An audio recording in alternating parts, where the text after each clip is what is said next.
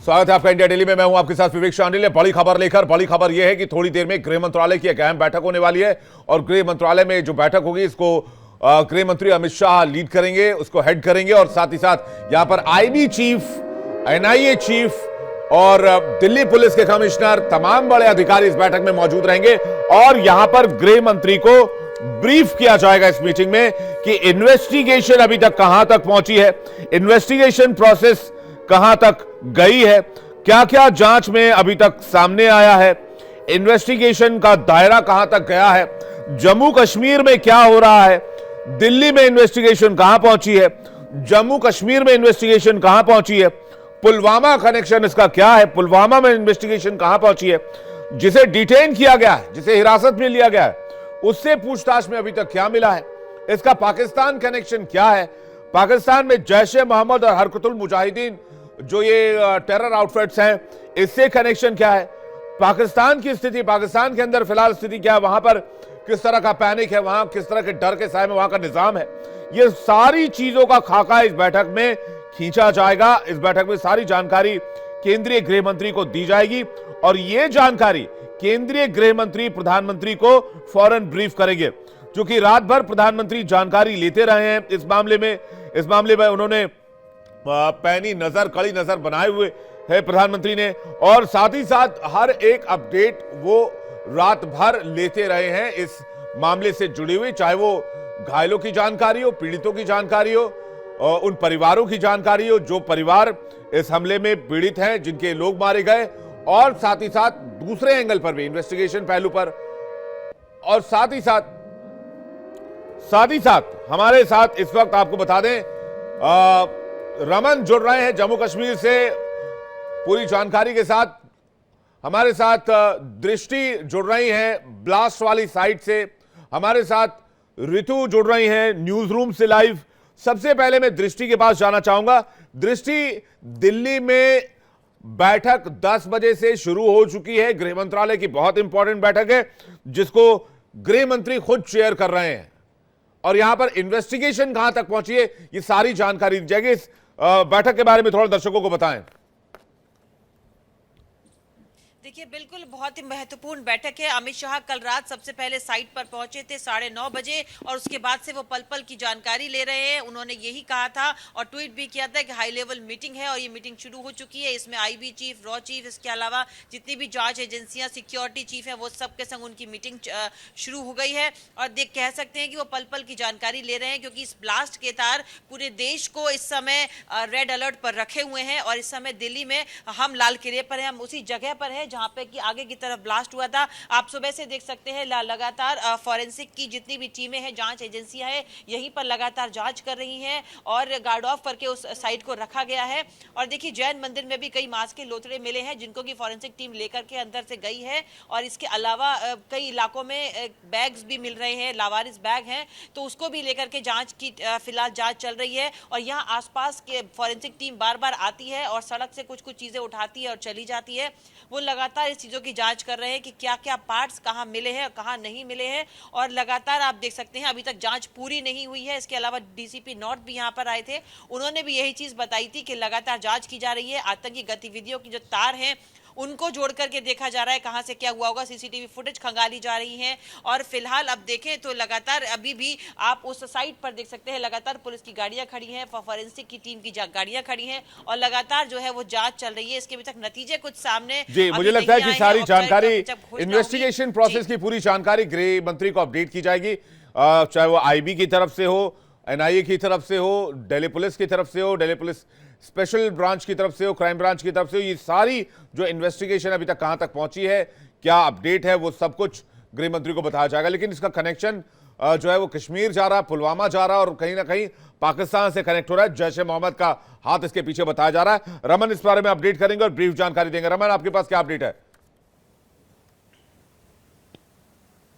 जी हाँ, बिल्कुल। देखिए, जो जानकारी निकलकर सामने आ रही है, जिस कार को रॉयल कार एजेंसी से खरीदा गया था और जिस व्यक्ति की तस्वीर जिसे तारिक बताया जा रहा है, हालांकि उसका असली नाम जो है वो आमिर है, आमिर उर्फ तारिक उसका नाम है। और इस व्यक्ति को बाकायदा और डॉक्टर उमर ने पैसा मुहैया करवाया था ये कार खरीदने के लिए, क्योंकि ये आमिर नाम का जो शख्स है, इसका पूरा नाम आमिर राशिद है और ये श्रीनगर में प्लम्बर का काम करता है। और डॉक्टर उमर का ये रिश्तेदार यानी कि एक चचेरा भाई जो है वो कजन भाई जो है वो लगता है और ये श्रीनगर में प्लम्बर का काम करता है। डॉक्टर उमर ने ही इसको ये कार खरीदने के लिए पैसे दिए थे और ये कार खरीदने के बाद इसने बाकायदा इस कार को डॉक्टर उमर को हैंडओवर कर दिया था। तो ये अब एक नया जो है वो खुलासा निकलकर सामने आ रहा है, क्योंकि जिस तरीके से जैश ए मोहम्मद का पूरा मॉड्यूल और साउथ कश्मीर का जो एंगल निकलकर सामने आ रहा है, क्योंकि डॉक्टर मुजम्मिल जो गिरफ्तार हुआ है वो पुलवामा का रहने वाला है। इसके साथ साथ में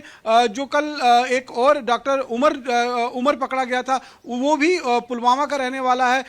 आमिर जो है ये संबूरा अवंतीपुरा का रहने वाला है। डॉक्टर राशिद जो है वो कुलगांव का रहने वाला है। तो ये सारा का सारा नेटवर्क जो है वो साउथ कश्मीर से ही ऑपरेट हो रहा है और साउथ कश्मीर का एक बहुत अहम रोल जो है ये दिल्ली कार ब्लास्ट में निकलकर सामने आ रहा है। और जिस तरीके से फरीदाबाद के अंदर कल एक्सपोज हुआ था जैश ए मोहम्मद और अंसार उल गजवे हिंद का जो एक मॉड्यूल काम कर रहा था पिछले 3 महीने से लगातार, वो दिल्ली और इसके आसपास के इलाके को दहलाने की कोशिश में लगे हुए थे। इसके लिए बाकायदा अमोनियम नाइट्रेट के रूप में बड़ी तादाद में वहां पर अमोनियम नाइट्रेट जो है उसको इकट्ठा किया जा रहा था। 360 किलो के आसपास में कल बरामदगी हुई थी। कई छोटे छोटे सूटकेस में इनको भरकर रखा गया था, साथ ही साथ में केमिकल वहां पर जो है इकट्ठा कर रखा गया था। तो ये कहीं ना कहीं एक बड़े हमले की तरफ इशारा कर रहा था और एक साथ कई मल्टीपल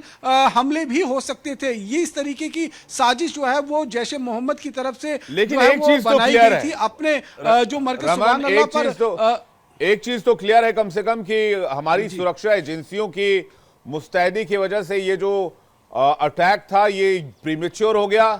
क्योंकि रेड लाइट में गाड़ियों के बीच में इस धमाके का मतलब नहीं था। अगर भीड़भाड़ वाले जबरदस्त भीड़भाड़ वाले इलाके में धमाका होता तो यकीन मानिए इतना नुकसान होता जिसका अंदाजा लगाना मुश्किल था। मैं खुद ब्लास्ट वाली साइट पर मौजूद था। कार के इतने छोटे छोटे स्टील के टुकड़े दूर दूर तक बिखरे पड़े थे। हालांकि नुकसान बहुत हुआ है, अभी भी बहुत नुकसान हुआ है। मैं फिर से कह रहा हूं, कर्नल शिवदान सर हमारे साथ इस वक्त जुड़ गए। कर्नल शिवदान सर, आपका बहुत स्वागत है। हमारे साथ नैना स्टूडियो में इस वक्त मेरी सहयोगी मुझे ज्वाइन कर रही हैं और हमारे साथ नासिर इस वक्त जुड़ रहे हैं सीधे श्रीनगर से। श्रीनगर कनेक्शन क्या है ये बताएंगे नासिर डिटेल से जरा, कि वहां पर क्या एक्शन चल रहा है, वहां पर किसको किसको डिटेन किया गया है, किससे किससे पूछताछ जारी है। नासिर। देखिए बिल्कुल विवेक, ये जो मॉड्यूल कल बस्ट हुआ था इन सब का कनेक्शन जो है दक्षिणी कश्मीर के साथ है। चाहे पुलवामा की बात करें, अवंतीपोरा की बात करें, कुलगाम की बात करें, साउथ कश्मीर की अगर बात करें, किसी भी इलाके की बात करेंगे तो इस सारा मॉड्यूल का जो कनेक्शन है डायरेक्ट इंडियन दक्षिणी कश्मीर से, क्योंकि दक्षिणी कश्मीर ही ऐसा जिला है कश्मीर घाटी में, साउथ कश्मीर, जहां पे आतंकवाद ने जन्म लिया और जहां पे आतंकवाद को गाड़ा गया। ये दोनों चीजें जो है हमें साउथ कश्मीर में ही देखने को मिली। बड़े बड़े आतंकियों ने जो जन्म लिया उन्होंने भी दक्षिणी कश्मीर से लिया और उनका खात्मा भी जो है दक्षिणी कश्मीर से हुआ। चाहे बुरहान वानी की बात करें, सब्जार वानी की अगर सब्जार भट्ट की अगर बात करेंगे, या स्पेशली अंसारुल गज़वतुल हिंद की चीफ की बात करें जाकिर मूसा की, उनका भी जन्म जो है दक्षिणी कश्मीर में हुआ और उसका खात्मा भी वही हुआ। कहीं ना कहीं ये दक्षिणी कश्मीर के लोग जो है जी। लेकिन नासिर, मैं समझना चाह रहा हूं इस मामले में क्या एक्शन हो रहा है फिलहाल कश्मीर में, किसको किसको डिटेन किया गया है, किससे किससे पूछताछ हो रही है और क्या रेड चल रही है।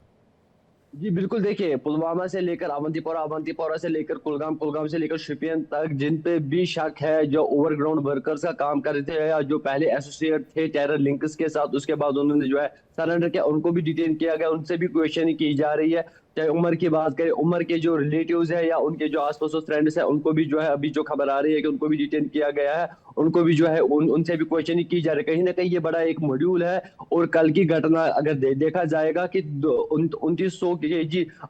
जो आरडीएक्स बरामद हुआ था, उसके बाद दिल्ली में ऐसा अटैक होना कहीं ना कहीं किसी बड़े हमले की फिराक में ये आतंकी थे और इसमें भी और अरेस्ट जो है होने वाले हैं, क्योंकि जम्मू कश्मीर पुलिस के साथ साथ हरियाणा जो यूपी पुलिस है, हरियाणा पुलिस है, उन्होंने एक मॉड्यूल को कल बस्ट किया और जम्मू कश्मीर पुलिस परसों से इस चीज पे लगी है। जो भी टेररिस्ट लोग हैं उनके घर पे भी छापेमारी हुई, चाहे हम या सेंट्रल कश्मीर गांधरबल की अगर बात करें, वहां पे भी कल 30 से ज्यादा लोगों को जो है डिटेन किया गया, उनसे भी क्वेश्चनिंग की जा रही है। फिर से इसे साफ लगता है कि जो इनपुट आया था फिर से आता है कि जड़ें जो है यहाँ पे मजबूत की जा रही है जम्मू कश्मीर घाटी में, और किसी बड़े हमले की फिराक में उसको टैकल करने के लिए जम्मू कश्मीर पुलिस के साथ साथ जितने भी सिक्योरिटी फोर्स है, जो सिक्योरिटी एजेंसी है, वो सतर्क है। ऐसे ठीक है लोगों से नासिर, पूछताछ की जा रही है, ऐसे लोगों को डिटेन यानी कि किया जा अब रहा ये है कहा जाए कि ताकि अब आने इस वाले पूरे समय मामले में में अब और भी ज्यादा सख्ती बढ़ती जा रही है और हर कनेक्शन को यहाँ पर देखने की कोशिश की जा रही है, क्योंकि पिछले कुछ वक्त में जो एक एक करके तमाम बड़ी तस्वीर नजर आई। लेकिन अपने दर्शकों को बताएं, जिस i20 कार में ब्लास्ट हुआ उस i20 कार में आतंकी उमर भी मौजूद था, और जानकारी यह है कि वो लगभग 2 से ढाई घंटे उस गाड़ी में बैठा रहा, मानो कि वो किसी तरह के संकेत का, किसी तरह के सिग्नल का इंतजार कर रहा था, और सिग्नल मिले और उसके बाद में उस पूरी वारदात को अंजाम देना था। हमारे साथ में रिटायर्ड कर्नल शिवदान जी भी मौजूद हैं, उन्हीं से चीज को समझने की कोशिश करते हैं। शिवदान जी, इसके पहले भारत कई बार आतंक का दंश झेल चुका है, कई बड़े हमले देखे, लेकिन इस बार के अगर अटैक को आप देखते हैं और खासतौर से इसके पहले की कार्रवाइयां, कई आतंकियों की गिरफ्तारी, उनको पकड़ा जाना और उसके बाद में बड़ी मात्रा में हमने देखा किस रूप में यहाँ पर ये कहा जाए कि विस्फोटक सामग्रियों को बरामद किया जाना। क्या आपको ऐसा लगता है कि ये अचानक से आनन फानन में पैनिक रूप में अटैक को दिया गया अंजाम था? ये देखिए, ये जब से हमने पुलवामा का जवाब दिया है सिंदूर के रूप में, तब से पाकिस्तान अपने को महसूस कर रहा था कि वो जो है उसका गेम प्लान एक तरह से फेल हो चुका है, और पाकिस्तान ने हिंदुस्तान ने हमें टोटल नकारा बना दिया है आतंकवाद के रूप में, क्योंकि 11 आतंकी कैंप को हमने खत्म कर दिया था। इसलिए वो चाह रहा है दिखाना कि वो अभी भी एक्टिव है, और खासकर एनसीआर रीजन में, क्योंकि पूरे देश की अटेंशन एनसीआर रीजन पर जाती है, तो इसलिए उसने एनसीआर रीजन में बड़े धमाकों का प्लान बनाया, जो कितना बड़ा जो एक्सप्लोसिव का भंडार मिला है 3000 किलो का, तो उससे अंदाजा लगाया जा सकता है कि इसका कई स्थानों पर एनसीआर में धमाका करने के इरादे थे, जिससे पूरे देश में आतंक फैले, और जिस तरह से पूरा पाकिस्तान डरा हुआ है, उसी तरह का डर पाकिस्तान के जो आका हैं आईएसआई के और आसिफ मुनी के जो एजेंट हैं, वो जो है भारत में एक प्रकार का डर फैलाना चाहते हैं और आतंक फैलाना चाहते थे कि जिससे कि पूरा देश डर जाए। तो इसलिए ये एक बहुत ही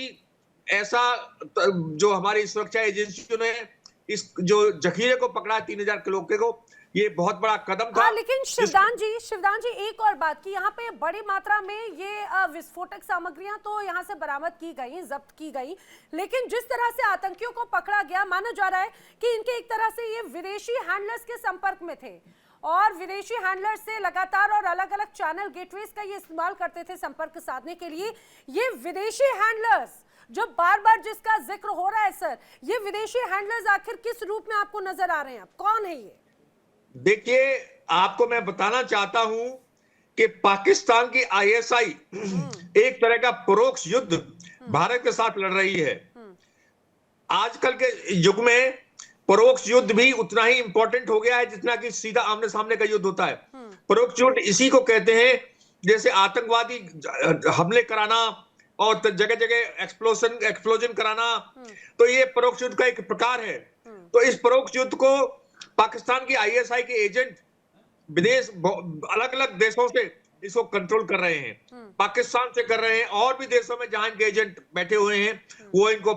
इनको हैंडलर्स बन करके इन जो हमारे देश में जो स्लीपिंग एजेंट हैं इनको एक्टिवेट करते हैं। जब भी जिस एरिया में इनको धमाका कराना होता है उस एरिया के स्लीपिंग एजेंटों को एक्टिव कर देते हैं और उसे धमाका कराते हैं। अभी दिल्ली में यही शिवदान जी, यही जो स्लीपर सेल्स की बात आप कर रहे हैं, स्लीपर एजेंट्स जो हैं, खासतौर से जम्मू कश्मीर में हमने देखा कि किस रूप में एक एक चीज को ये कहा जाए कि तिनके समान चीज को भी कैसे हमारे सुरक्षा बलों ने पूरी तरह से खत्म कर दिया था, वैसे ही तमाम मॉड्यूल्स जो हैं वो भी नजर आए थे।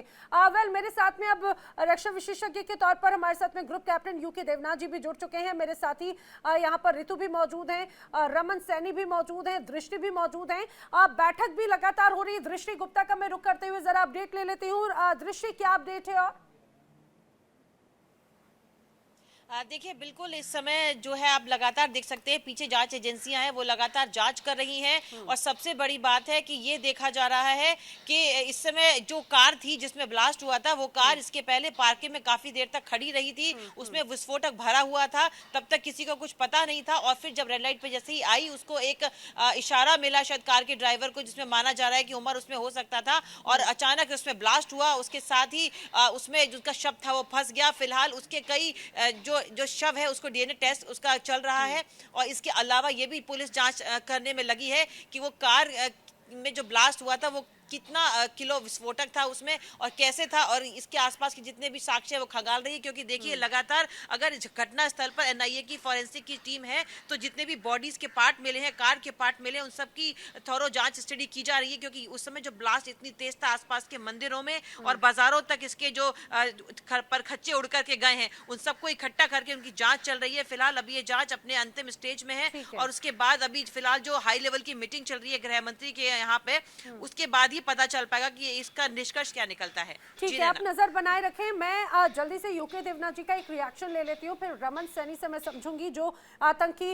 उमर है आखिर उसका क्या कनेक्शन और कैसे फरीदाबाद मॉड्यूल से उसके तार कनेक्ट होते हैं। लेकिन यूके देवनाथ जी, बार बार ये चर्चा हो रही है कि फिदायीन अटैक है, बार बार ये चर्चा हो रही है कि ये इसकी इंटेंसिटी जिस रूप में नजर आती है ये इसमें कोई शक नहीं कि बहुत ज्यादा खतरनाक था। आसपास गाड़ियों का हाल या लोगों की जिस तरह से शव शत विक्षत स्थिति में थे वो दर्शाते हैं। लेकिन सर जो जितनी बड़ी मात्रा में डेटोनेटर्स, जितनी बड़ी मात्रा में ये बारूद बरामद किया गया या हथियार बरामद किए गए उससे ऐसा लगता है कि बहुत बड़ी साजिश थी और ये तस्वीर और भी ज्यादा बड़ी विकराल हो सकती थी।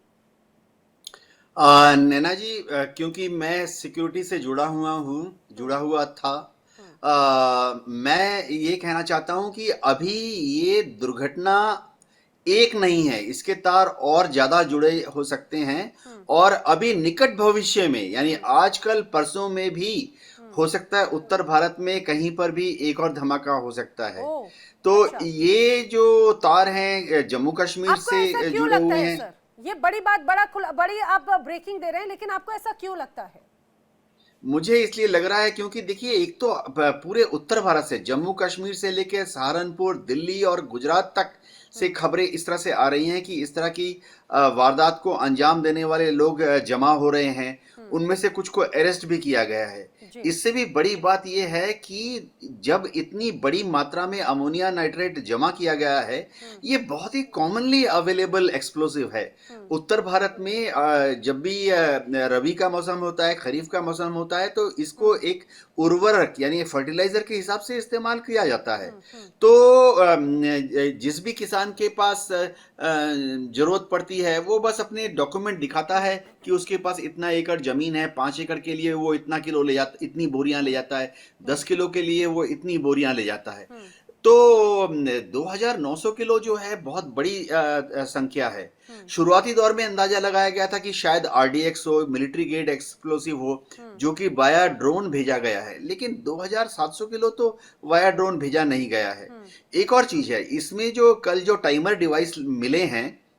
ये टाइमर डिवाइस भी आमतौर पर इंडस्ट्रियल यूज के लिए इस्तेमाल होते रहते हैं। जहां पे भी खदानें हैं, माइंस हैं, हम देखते हैं दिल्ली के आसपास रॉक ब्लास्टिंग होती है, पहाड़ और हाईवे बनाने के लिए, पत्थरों को तोड़ने के लिए डायनामाइट का इस्तेमाल किया जाता है। इसी तरह के टाइमर डिवाइस, फ्यूजे या इनिशिएटर्स का इस्तेमाल होता है। तो एक तैयारी चल रही है किसी एक मॉड्यूल की, जो कि देखिए अभी बिहार में इलेक्शन है, आज भी है, और आने वाले समय में पश्चिम बंगाल में इलेक्शन होने जा रहे हैं। तो हो सकता है कुछ ताकतें हों